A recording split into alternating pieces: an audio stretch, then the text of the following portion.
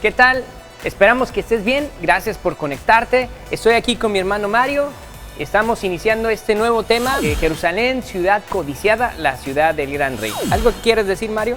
Pues aún en los tiempos actuales es la ciudad más codiciada y es lo que vamos a ver a lo largo de este pequeño podcast de video, el por qué ha sido una ciudad codiciada desde los antecedentes bíblicos. Así es. ¿Comenzamos? Comenzamos a hablar de la ciudad codiciada.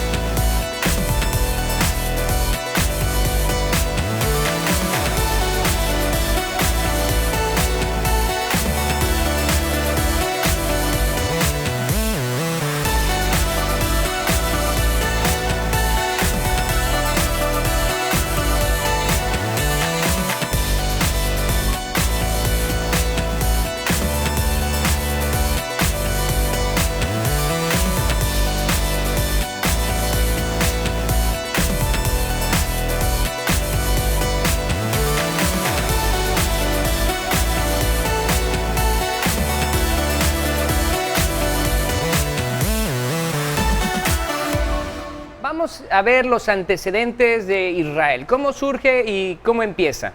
Si usted recordará cuando Dios habló a Abraham, sal de tu tierra y de tu parentela, y Dios le dio promesa de darle una tierra en un lugar donde Él le indicaría. De ahí se desarrolla una historia familiar desde Israel hasta Jacob, donde Dios afirma su pacto hacia con los famosos patriarcas. Y después desciende lo que es Jacob junto con su familia a Egipto. Y en Egipto, una vez que son, como ahora sí, como los huéspedes, se convierten en esclavos. Viene Moisés como el libertador y después de que, para introducirlos a la tierra prometida. Una vez en la tierra prometida se desarrollan varias batallas, como 32 batallas, aproximadamente 32, 33, con Josué. En la conquista de la tierra prometida, surge el tiempo de los jueces, y después de los jueces viene la etapa de donde Israel pide un rey. Surge un personaje llamado Saúl, el primer rey, o un intento de un rey fallido, en el cual es desechado por desobedecer a nuestro Dios, al Dios Todopoderoso de Israel. Surge un rey conforme al corazón de Dios, el rey David, el cual conquista Jerusalén. Y en ese tiempo cuando gobernó el rey David tiene un deseo en su corazón de construir un templo, la casa de Dios, y es el primer templo que construyó el rey Salomón, el cual fue hermoso y glorioso. Después del rey Salomón, Mario, se divide el reino. El norte y el sur. El reino del norte y el reino del sur. Y después cae lo que es el reino del norte, y después cae el reino del sur. Y viene un tiempo donde surge Babilonia. Aproximadamente Israel estuvo en Babilonia. En cautiverio 70 años. Y por ahí en el 530 y en el 522 aproximadamente surge el imperio medo-persa. Después el imperio griego en el año 332 aproximadamente. Y el imperio romano en el año 1946 aproximadamente. Antes de Cristo. Antes de Cristo. Porque el Imperio Romano también abarca la era cristiana. Bueno, la era de Cristo. Es decir, Cristo nace en el Imperio Romano, bajo el oprobio del Imperio Romano. Y es interesante ver ahí porque el nacimiento de Jesús lo conocemos a lo largo de los evangelios, pero surge en el Imperio Romano bajo la oposición, bajo la opresión, bajo las normas que el imperio de ese tiempo, Roma, imponía sobre el pueblo de Israel, que lo acabas de mencionar, no fue ni la última ni la primera. Había muchos imperios que pues codiciaban esta tierra, y en los tiempos de Jesús no era la excepción. El imperio romano estaba oprimiendo al pueblo de Israel. Debes recordar, Isaí, cuando tienen que pagar el impuesto y el Señor Jesús le dice a Pedro, ves al mar, vas a sacar un pescado, 2 monedas. Esto nos hace entender que aún el Señor Jesús estaba bajo esa opresión del Imperio Romano, de querer pagar. O cuando le llevan la moneda y le dicen, pues es lícito darle a César, a ver qué figura trae. No, pues del César. Bueno, mientras estamos en esta opresión, dale a César lo que es de César, pero no te olvides que también le debes de dar a Dios lo que es de Dios. Entonces, qué interesante poder entender que aún el Señor Jesús entiende lo que se está viviendo en ese tiempo imperialista. En el año 70 después de Cristo, surge un emperador, Tito. Así es. Tito, y él viene y hace la destrucción del templo. De hecho, el arco de Tito en Roma recuerda el saqueo del templo. Y eso queda para testimonio, ¿no? De lo que aún Roma, o sea, saqueó el templo de Israel. Pero más adelante, por ahí en el año 638 de la era cristiana, Jerusalén en manos de los musulmanes. Viene un califa, el califa Omar, le dan la bienvenida al Santo Sepulcro y se cree que de ahí, aunque la cultura musulmana o la cultura maometista de Mahoma, la cultura que conocemos hoy en día del Islam, no es una cultura muy antigua, pero se cree que con este hombre, califa Omar, ahí fue donde se siembra la semilla para que se construyera posteriormente, por ahí del siglo X, lo que es la mezquita de Omar, que está ahí pegadito, ¿no? Con el Santo Sepulcro, ahí es donde se encuentra la mezquita de Omar. Y bueno, pues esos son los datos que tenemos de Jerusalén, que aún en los tiempos de Jesús, una ciudad codiciada. ¿Y te acuerdas cuando el Señor Jesús dijo, Jerusalén, Jerusalén, cuántos no estuve como la gallina, los pollitos, pero ustedes no conocieron el tiempo del Señor? Qué interesante, ¿no? Así es. Después viene un dato interesante, hay un emperador que unificó la Constantino, sí, el Estado e Iglesia, ¿no? Que, bueno, se creía que este hombre era cristiano porque para parar toda esa situación dice, bueno, pues vamos a cristianizar, no es lo mismo de evangelizar. Y es cuando, de hecho ese término se le llama como, de constantinizar, es decir, el Estado e Iglesia. Pero después, bueno, aquí en México hubo una separación, pero en aquel tiempo unificó, ¿no? El Estado, Iglesia, para frenar un poco la opresión hacia los cristianos. Sin embargo, terminó mal. Terminó mal porque el imperio de Roma empezó a abrazar el cristianismo y se modificó, se convirtió en algo totalmente distinto. Después de ahí, después de que los musulmanes tomaran Jerusalén, surge un movimiento de Roma tratando de reconquistar lo que es la Tierra Santa. Así es. Surge el movimiento de los llamados cruzados. Hay 9 campañas de los cruzados y eso es del siglo VI al siglo VIII aproximadamente. En esas 9 campañas, por ejemplo, en el 1095 es la primera. La segunda en 1145, victoria musulmana. En la tercera, en el 1187, victoria musulmana. En la cuarta, se crea un imperio latino. En la quinta, en el 1217. En la sexta, victoria cristiana. En el 1228. En la séptima, 1248 y al 1254 en la octava. Y hay una novena más que es en el 1271. Lo interesante es que se armaban ejércitos y los mandaban con la intención de reconquistar y de retomar lo que los musulmanes habían conquistado. Y causó, por ejemplo, que se derramara mucha sangre con esa intención de recuperar la Tierra Santa.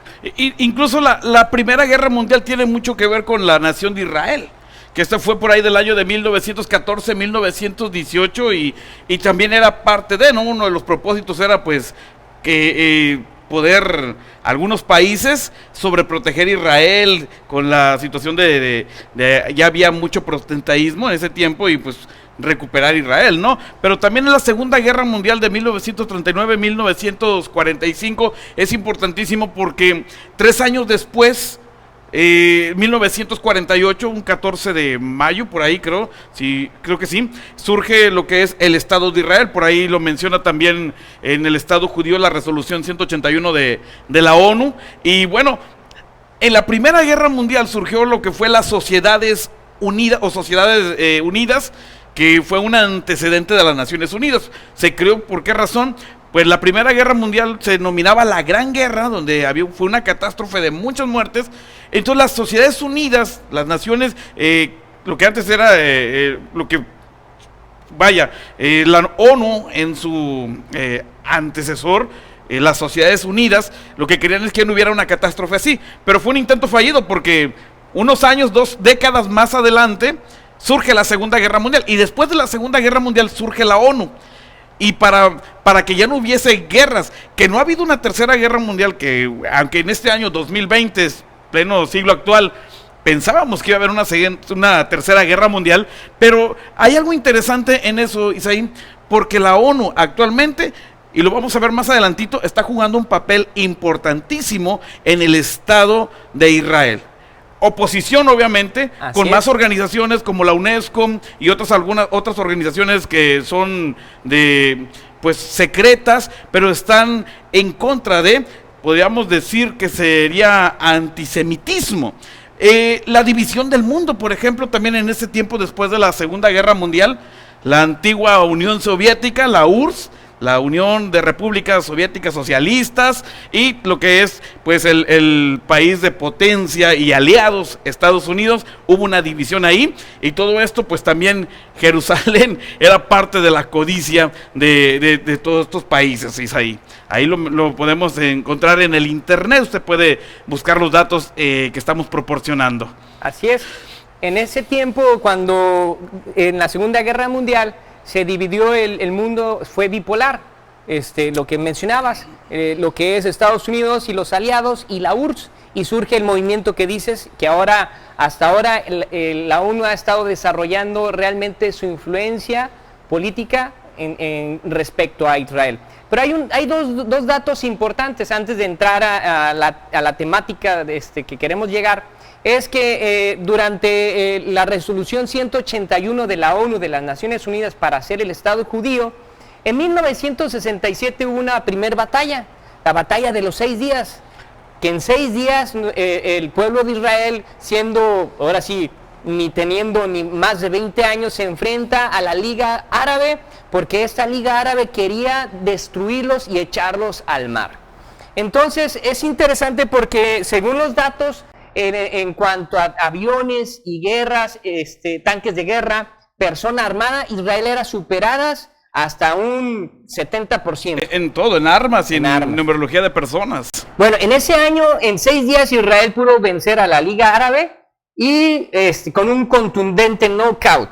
Pero después los árabes no se quedaron en paz.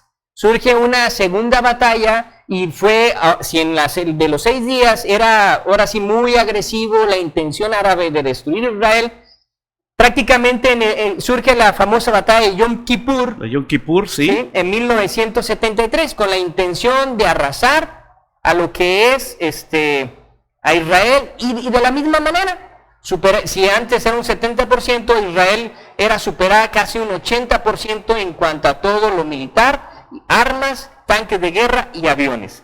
Quiero tomar unos datos más. En 1991 cae la URSS, ese mundo bipolar soviético, que la Guerra Fría, ¿te acuerdas?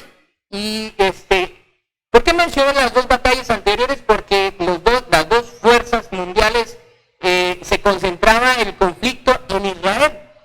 Entonces la URSS estaba patrocinando, apoyando la Liga Árabe para tratar de tener una influencia en Medio Oriente a través de sus socios, ¿sí? Pero en el 91 cae. Y sucede algo también en esta era actual con la otra parte potencia mundial, que es Estados Unidos y los aliados.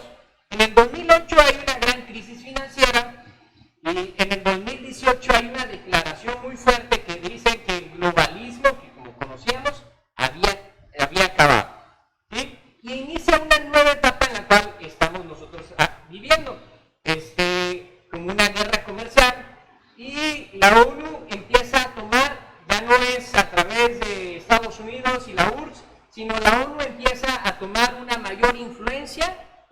desarrollar realmente su papel político. Como mediador, ¿no? Como mediador. Qué interesante. Y bueno, hablar del COVID también, o sea, lo que estamos viviendo ahorita, que son organizaciones las que están mediando, ¿no? La OMS, la ONU, la UNESCO, que están metidas ahí. Ya están realmente desarrollando su rol. Como, por ejemplo, la OMS ahora a todas las naciones nos mandó a cuarentena. Y está bien. Y algunos, por ejemplo, el Fondo Monetario Internacional, el Banco Mundial y algunas cosas más que se van a venir desarrollando por este tipo gobierno mundial. Podríamos hablar de un nuevo orden. Nuevo orden. Pero, ¿por qué es importante Jerusalén actualmente? Bueno, para hacer una recapitulación y antes de entrar a la temática también actual, pues es importante porque recordando la palabra que Dios le dio al pueblo de Israel, era el método en el cual Dios bendecía a Israel. ¿Sí? Porque cuando le dice Dios, a una tierra en la cual te bendeciré, fluía leche y miel, sí. Entonces es el método de bendición para Israel. Y hoy actualmente, ¿por qué es importante para el mundo exterior? Hablo de los árabes, hablo de los judíos, hablo del mundo cristiano, y por qué no mencionar también el mundo romano actualizado. ¿Por qué es importante? Si quieres yo contesto la parte de para los judíos. Ok. ¿Sí? Para los judíos es su herencia. Imagínese usted que su padre y su madre le dejaron un patrimonio, una casa, un bien. Legalmente usted tiene el derecho sobre ella, y más si es lo único que usted tuviera derecho a poseer. También esa parte de posesión le da una identidad, le da una posición y una característica e identidad familiar. Es para los judíos lo mismo. Es su historia, es su cultura, es su religión, vamos a decirlo así, y es su patrimonio. Y su promesa. Su promesa. Pero también debemos entender algo, y lo que debemos poner es poner ahí para que usted pueda también, pues, poner su comentario. Pero surge una información en el internet, usted la puede buscar en internet, donde hay una reunión entre el líder católico, el Papa Francisco, y está el líder de Israel, y está un líder musulmán. ¿Qué hacen estos tres en conjunto? ¿Qué tienen en común? Y aparte de Cristo no tiene nada en común. Entonces tú mencionas que Israel es importante, Jerusalén es importante para los judíos porque es su patrimonio. Pero surge el pueblo palestino, que es uno de los líderes que están ahí. Y ya habíamos mencionado en otro video, ¿no?, que la palabra palestino viene del hebreo pelestin, que se traduce en la Biblia Nueva, en la Reina Valera y todas las versiones como filisteos. Pero en realidad pelestin en hebreo es palestino. En el español se traduce como invasor.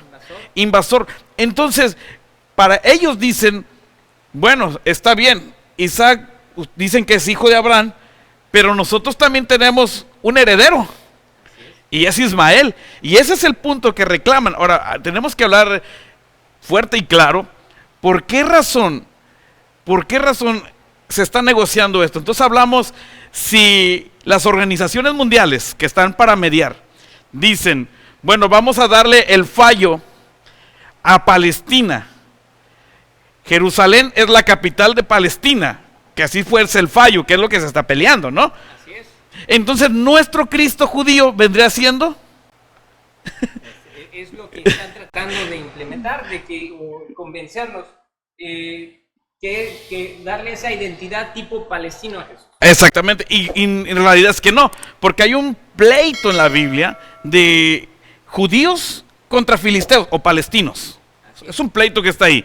Y no podemos nosotros decir, nuestro Salvador es filisteo. No, para nada. Y eso es lo que hace un líder de orden mundial, de mucha influencia, como el Papa Francisco, romano, de mucha influencia, que entra como religión a un estado, a un país, o puede entrar como religión o como estado mayor, como política.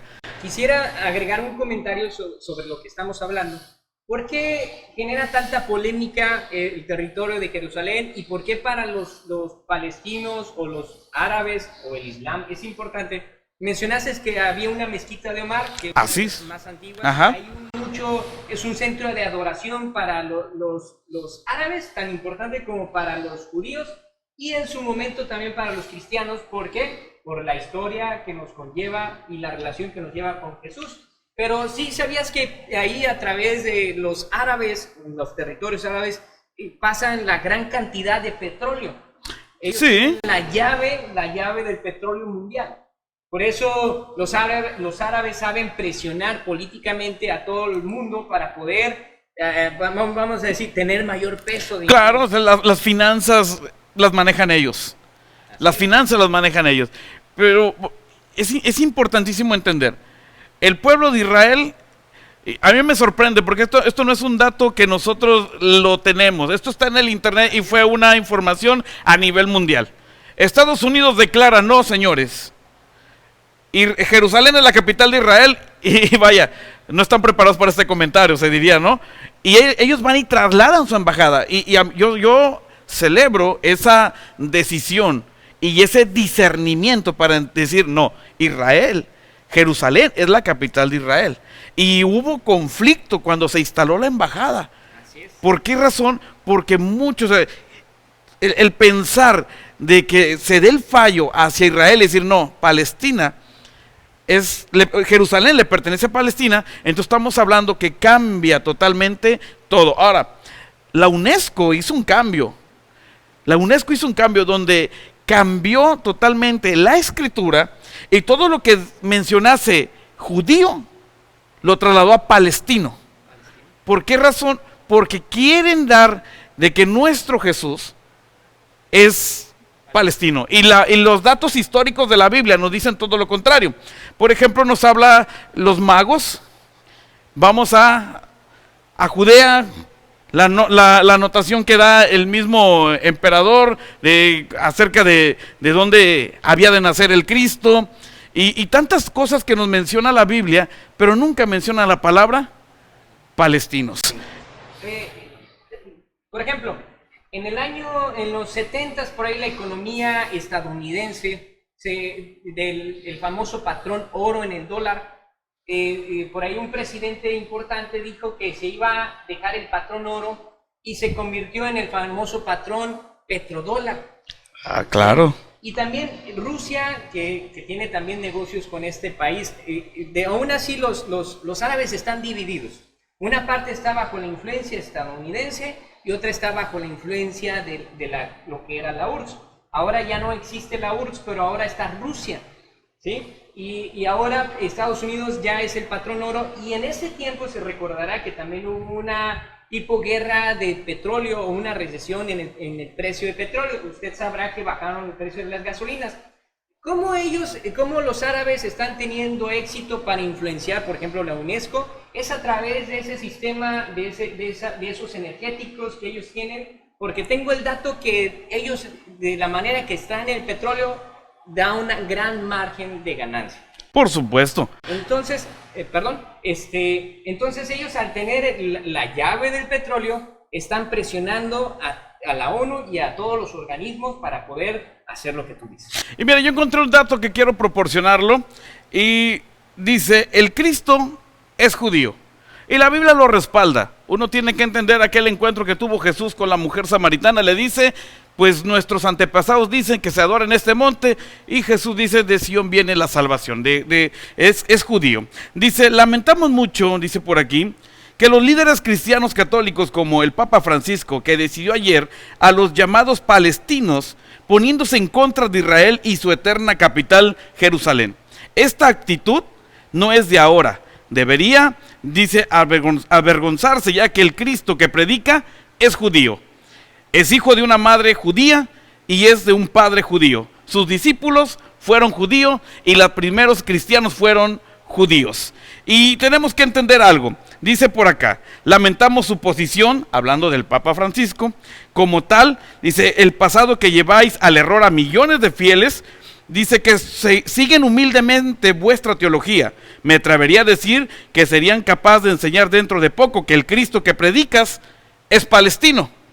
Dice por acá, cobardía pura es lo que usted tiene, o quizás me equivoque, y sea un negocio entre el Vaticano y los árabes. Pido perdón a aquellos creyentes católicos romanos que con sinceridad siguen vuestra teología y lleváis en el pecho con amor la cruz que simboliza la salvación, ya que según vuestra teología, Él tiene que pasar por muerte y resurrección para que ustedes los gentiles alcancen redención. Así que su muerte no es culpa de los judíos, sino un cumplimiento de las profecías. Esta protesta escrita no es contra vuestros amigos católicos, es solo un llamado a la reflexión, a la postura de vuestro líder. No podemos callar esta postura de querer apoyar a un pueblo que es terrorista. Así es. ¿Qué te parece si entramos en la parte donde, por qué es importante Jerusalén en esta nueva era? Estamos hablando que la URSS se desmoronó, y que Estados Unidos tuvo problemas económicos y los tiene actualmente, y que ya no existe ese mundo bipolar, sino existe, dicen los expertos, que hay un mundo tripolar, y ahora también las organizaciones mundiales ya realmente están desarrollando su verdadera influencia política. ¿Por qué es importante Jerusalén para el nuevo, vamos a decirlo así, orden mundial? Pues entendemos por las economías que se manejan, por un lado. Por otro lado, tenemos que entender que siempre ha sido codiciada desde los principios de los años hasta ahorita, ha sido codiciada.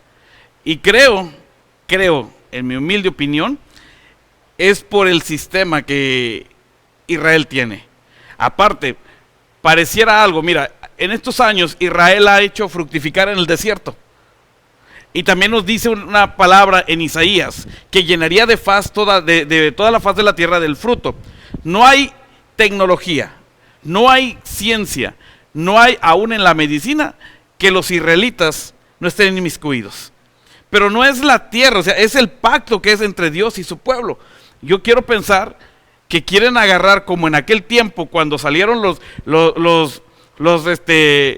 hijos de Elías a la guerra y se llevaron el arca pensando que como amuleto. O sea, la tierra no es amuleto, es el pacto que tiene Dios con sus hijos. Porque al final podemos ver en Estados Unidos y en otro lugar, incluso aquí en México, cómo los judíos prosperan así. Y es la razón del pacto que está en ellos. Amén. También yo quisiera agregar algunas cositas más. Muy acertada tu afirmación. Pero también la Biblia dice que surgirá un personaje muy importante llamado el Anticristo. Sí. Y dice que confirmará el pacto con muchos, y también que negociará, porque entrará al lugar al que tú acabas de mencionar, el tercer templo, y él se declarará Dios anteponiéndose a todos los dioses anteriores, inclusive el de la Biblia.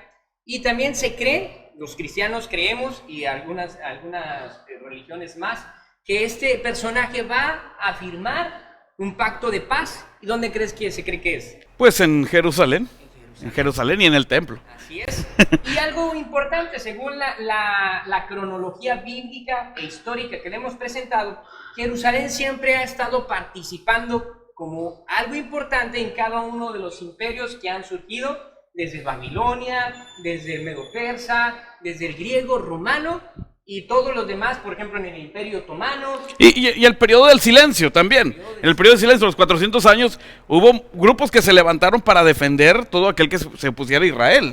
Sí, y causó en la Tierra Santa los cruzados, las guerras. La primera guerra fue causa de conquistar otra vez eso, la Tierra Prometida. Entonces es importante porque el pacto del famoso Anticristo se cree que va a ser firmado en Jerusalén. Tremendo. Y esto no es que uno lo esté inventando. Viene en la Biblia, lo menciona Daniel.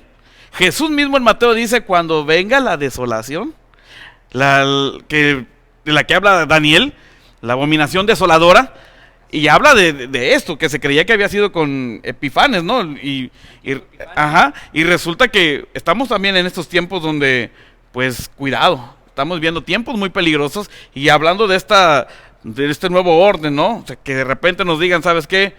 Cristo es palestino y de repente se presenta alguien, aquí está el Cristo y es palestino y toda la gente pues empieza a venerar. O sea, qué tremendo. Qué importante. Lo importante es que ellos van a tratar de fabricar su Cristo y va a traer ciertas credenciales políticas, financieras, religiosas, y va a aceptarse, según la Biblia, aceptarlo el pueblo judío, Israel, lo va a aceptar el pueblo árabe, y entonces para nosotros los cristianos vamos a saber identificar quién es, y lo menciona también Jerusalén en el tiempo de la gran persecución, Mateo 24, pero también en Apocalipsis menciona que habrá una nueva Jerusalén. Y fíjate lo que estás hablando de lo que lo van a aceptar los judíos, lo van a aceptar los árabes, pero también hablar de casi la tercera parte del mundo entero, pues es cristiano, católico, romano, ¿no? Así es. Entonces es una aceptación muy favorecida. Por eso nos dice el Señor en Mateo, ¿no? Cuando veáis estas señales, no le creáis. Él aquí, él allá, tengan cuidado. Y debemos entender que también se tiene que cumplir la palabra y muchos serán engañados. Y yo creo que debemos perseverar, lo que mencionabas de la Nueva Jerusalén. Perseverar, dice el Señor, el que perseverar hasta el fin, ese será salvo. Muy bien, usted como creyente, pues tiene que esperar en el Señor. Al final, nuestro Señor es judío. La palabra de Dios nos dice que es judío. La profecía y la palabra de promesa es que el león de la tribu de Judá y que de Judá vendría el Salvador. Nuestro Señor es judío. No hay vuelta atrás. Así que solamente tenemos que esperar en el Señor. Cualquier otra cosa, otro evangelio, otra corriente de filosofía que diga todo lo contrario, Pablo dice, sea anatema. Así que nuestra confianza está puesta en el Señor. Isaí. Bueno, le agradecemos su tiempo que nos ha dedicado para escuchar este pequeño video. Le mandamos saludos y bendiciones de parte del Señor donde quiera que esté. Déjenos sus comentarios, denle like y hasta pronto. ¿Algo que quieras decir más? No, solamente, bueno, pues alguna aportación que usted quiera hacer, déjenlo en su comentario. Y bueno, pues siga compartiendo los videos, siga dándole vista. Y bueno, pues estaremos en el próximo lunes, compartiendo otro video más. Bendiciones.